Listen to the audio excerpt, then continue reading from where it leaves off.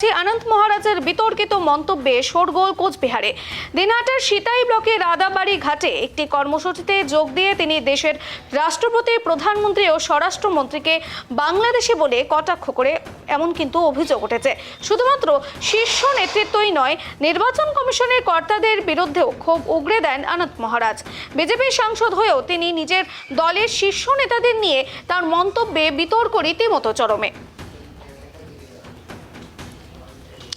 এই মুহূর্তে যে খবরের দিকে নজর রাখছি, আনন্দ মহারাজের বিতর্কিত মন্তব্যে শোরগোল নেমেছে কোচবিহারে। আমরা দেখতে পাচ্ছি যে এই দিনহাটার সিতাই ব্লকের রাদাবাড়ি ঘাটে একটি কর্মসূচিতে গিয়ে রীতিমতো যোগ দিয়ে তিনি দেশের রাষ্ট্রপতি, প্রধানমন্ত্রী এবং স্বরাষ্ট্রমন্ত্রীকে বাংলাদেশি বলে কটাক্ষ করেন এমনই কিন্তু অভিযোগ উঠে আসছে। শুধুমাত্র শীর্ষ নেতৃত্বই নয়, নির্বাচন কমিশনের কর্তাদের বিরুদ্ধেও ক্ষোভ উগরে দেন আনন্দ মহারাজ। বিজেপির সাংসদ হয়েও নিজের দলের শীর্ষ নেতাদের নিয়ে তার মন্তব্যে রীতিমতো চরম বিতর্কে উঠেছে। এই নিয়ে কিন্তু রীতিমতো কোচবিহার জেলায় শুরু হয়েছে রাজনৈতিক তরজা। আপনারা দেখতে পাচ্ছেন আনন্দ মহারাজের বিতর্কিত মন্তব্যে কোচবিহারের শোরগোল নেমেছে। সেখানে একটি কর্মসূচিতে গিয়ে তিনি কিন্তু দেশের রাষ্ট্রপতি, প্রধানমন্ত্রী এবং স্বরাষ্ট্রমন্ত্রীকে বাংলাদেশি বলে কটাক্ষ করেন। এ বিষয়ে বিস্তারিত জানবো। আমাদের সঙ্গে টেলিফোন লাইনে যুক্ত হয়েছে আমাদের প্রতিনিধি বিপুল। আমরা দেখতে পাচ্ছি রীতিমতো চাঞ্চল্যকর খবর, যেখানে আনন্দ মহারাজ রীতিমতো বিতর্কিত মন্তব্য করেছেন, দেশের স্বরাষ্ট্রমন্ত্রী, প্রধানমন্ত্রী এবং রাষ্ট্রপতিকে বাংলাদেশি বলে কটাক্ষ করেছেন। এই হেন মন্তব্য করার কি কারণ রয়েছে, এ বিষয়ে কি জানা যাচ্ছে? হ্যাঁ, একদমই। দেখো শ্রেয়সী, তোমাকে জানিয়ে রাখবো, গতকাল যে কোচবিহার দিনহাটা যে সিতাই রয়েছে, সেই সিতায়ে কিন্তু একটি কর্মসূচিতে যান অনন্ত মহারাজ। তিনি কিন্তু রাজ্যসভার সাংসদ বিজেপির। তিনি গতকাল একটি কর্মসূচিতে গিয়ে যখন বক্তব্য রাখছিলেন, ঠিক সেই সময় তিনি কিন্তু এসআইআর প্রসঙ্গ নিয়ে বলতে গিয়ে বলেন, দেশের রাষ্ট্রপতি, প্রধানমন্ত্রী, রাজ্যপাল এরা বাংলাদেশি না পাকিস্তানি। ঠিক এই রকমই কিন্তু একটি বিতর্কিত মন্তব্য গতকাল করেন এই অনন্ত মহারাজ। তোমাকে জানিয়ে রাখবো, এই মন্তব্যের পরে কিন্তু কোচবিহার জেলা রাজনীতির তোলপাড় শুরু হয়েছে। পাশাপাশি তোমাকে জানিয়ে রাখবো, তিনি কিন্তু বিজেপির রাজ্যসভার সাংসদ। এই প্রসঙ্গে কিন্তু বিজেপির জেলা সভাপতির সহ সভাপতির সাফ বক্তব্য, তিনি ব্যক্তিগতভাবে কি বলেছেন জানা নেই, তবে সে বিষয়টি তারা খোঁজ নিয়ে দেখবেন। যদিও এই বিষয় নিয়ে কটাক্ষ করতে ছাড়েনি কিন্তু শাসক দল তৃণমূল কংগ্রেসের জেলা চেয়ারম্যান গিরীন্দ্রনাথ বর্মন।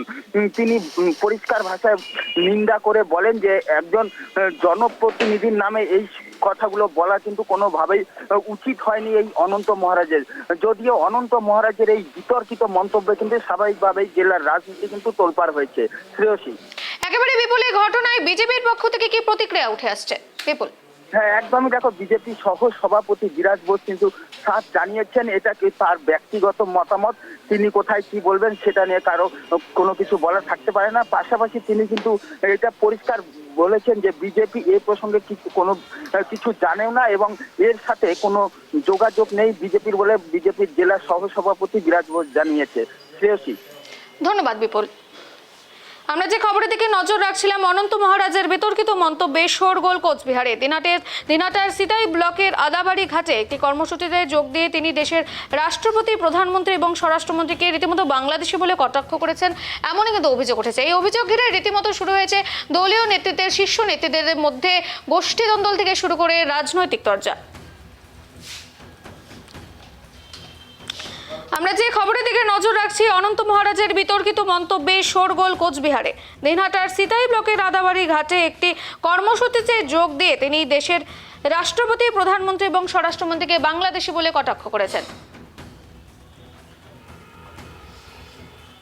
এই মুহূর্তে আমাদের সঙ্গে জড়িয়েছেন তৃণমূল নেতা অর্পণ ব্যানার্জি। অর্পণ বাবু, আপনাকে কেটিভি বাংলায় স্বাগত। আমি আপনার সঙ্গে শ্রেয়সী। এই মুহূর্তে আমরা যে খবরের দিকে নজর রাখছিলাম, যে অনন্ত মহারাজের বিতর্কিত মন্তব্য, যেখানে তিনি রাষ্ট্রপতি, প্রধানমন্ত্রী এবং স্বরাষ্ট্রমন্ত্রীকে রীতিমতো বাংলাদেশি বলে কটাক্ষ করেছেন, এই বিষয়টি নিয়ে আপনি কি বলবেন?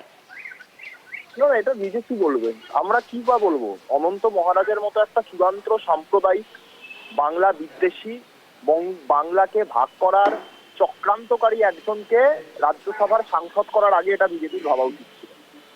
এগুলো হচ্ছে কর্মফল। দেশের প্রধানমন্ত্রীকে শুনতে হচ্ছে সে বাংলাদেশি, এটা হচ্ছে কর্মফল। কারণ দেশের প্রধানমন্ত্রী মাননীয় নরেন্দ্র মোদীর দল বিজেপির পশ্চিমবাংলার নেতারা মমতা বন্দ্যোপাধ্যায়কে বাংলাদেশি কেন পাকিস্তানের দালাল বলতেও বাকি রাখেন। এবার তৃণমূল কংগ্রেসের কেউ কিন্তু পাল্টা নরেন্দ্র মোদী বা অমিত শাহকে এই বলে আক্রমণ করছেন না। আক্রমণ করছেন তার দলের রাজ্যসভার সাংসদ। ফলে এই জন্মের কর্মফল এই জন্মেই ভোগ করতে হয়। এর থেকে বড় কর্মফল, ওনারা তো শান্ত সনাতনী হিন্দুত্ববাদী ভাবধারায় বিশ্বাস করেন এবং নিজেদেরকে সনাতন হিন্দুদের ধারক বাহক ধ্বজাধারী বলে মনে করেন স্বঘোষিত ভাবে।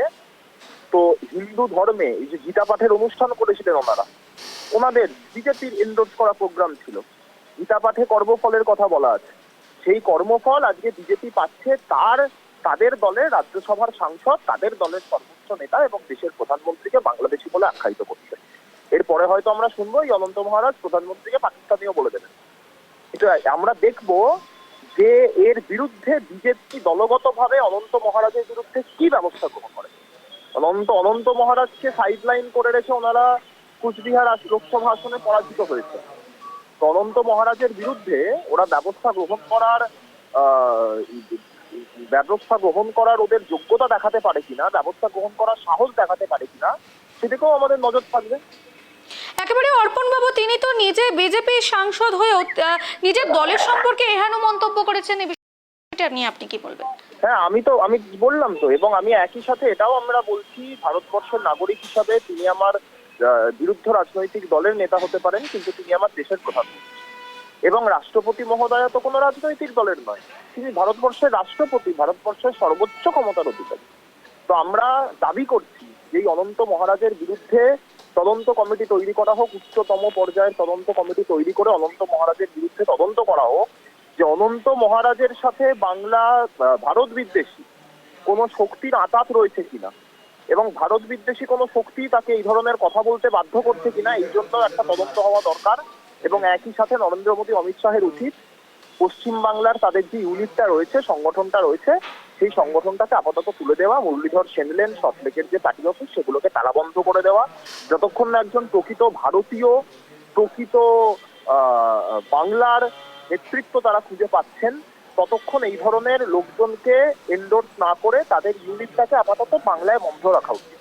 এবং একই সাথে তাদের উচিত শুভেন্দু অধিকারী, শ্রমিক ভট্টাচার্যের মতো নেতাদেরকে এই নির্দেশটা দেওয়া যে ভাই, পশ্চিমবাংলায় বাংলাদেশের অচলাবস্থাকে পশ্চিমবাংলার রাজনীতির মধ্যে এনে পশ্চিমবাংলা তথা ভারতবর্ষের রাজনীতিকে যেন তারা কুলসিত না করেন। যদি করেন, আমি যেমনটা বললাম, এই কর্মফল তাদের ভোগ করতে হবে।